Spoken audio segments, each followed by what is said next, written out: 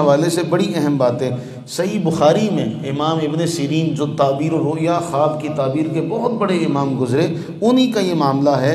انہوں نے کہا کہ یہ اس صورت میں ہے کہ جب اللہ کے رسول کو انہی کی صورت میں دیکھا جائے۔ اب اس کے حوالے سے ایک بات یاد رکھیے، علماء فرماتے ہیں ہر مومن کو رسول اللہ صلی اللہ علیہ وسلم کا حلیہ ذہن میں ہونا چاہیے، یاد ہونا چاہیے۔ محبوب کا حلیہ مبارکہ یا یاد ہوگا تو خواب میں دیکھے گا تو پہچان لے گا نا، یہ تو وہی صورت ہے جس کے بارے میں پڑھتا آیا ہوں۔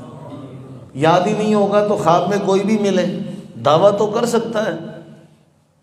اس لیے فتح الباری میں امام ابن حجر عسقلانی رحمہ اللہ نے لکھا، کہا ایک شخص عبداللہ بن عباس رضی اللہ عنہما کی خدمت میں حاضر ہوا، مفسر قرآن ہے۔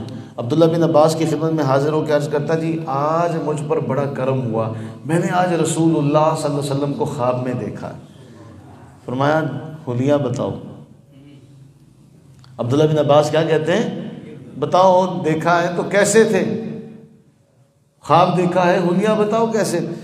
اس نے کہا جیسے امام حسن نہیں ہے، جیسے امام حسن ہے نا، امام حسن مجتبی رضی، جیسے امام حسن ہے ایسی شکل تھی۔ تو حضرت عبداللہ بن عباس نے کہا تم نے حقیقت میں رسول اللہ کو ہی دیکھا، تم نے حقیقت میں رسول اللہ کو ہی دیکھا۔ پھر ایک اور بات کہ مفسرین نے لکھا کہ کسی شخص نے کسی عالم دین کے پاس جا کر کہا جی میں نے رسول اللہ صلی اللہ علیہ وسلم کا دیدار کیا۔ کہا کیسے تھے؟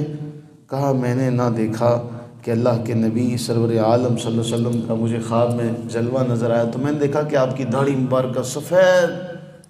میں نے کہا نہیں، یہ رسول اللہ علیہ السلام کا نہیں ہے، کیونکہ رسول اللہ صلی اللہ علیہ وسلم جب اس دنیا سے گئے تو آپ کی داڑھی کے صرف چند بال سفید تھے، آپ کی داڑھی مبارکہ کے صرف ہے، یہ تم نے کسی اور کو دیکھا ہے، یہ تم نے اللہ کے نبی علیہ السلام کو نہیں دیکھا۔ جب اسی صورت میں یہ ممکن ہے جب تم رسول اللہ کو ہی دیکھو تو وہ تبھی ہوگا نا کہ آپ کو اللہ کے نبی علیہ الصلوۃ والتسلیم کے حلیہ مبارکہ کا پتہ ہوگا۔ شمائل میں ایک روایت ہے، وہ روایت یہ ہے کہ یزید الفارسی کہتے ہیں کہ عبداللہ بن عباس کے زمانے میں نے نبی صلی اللہ علیہ وسلم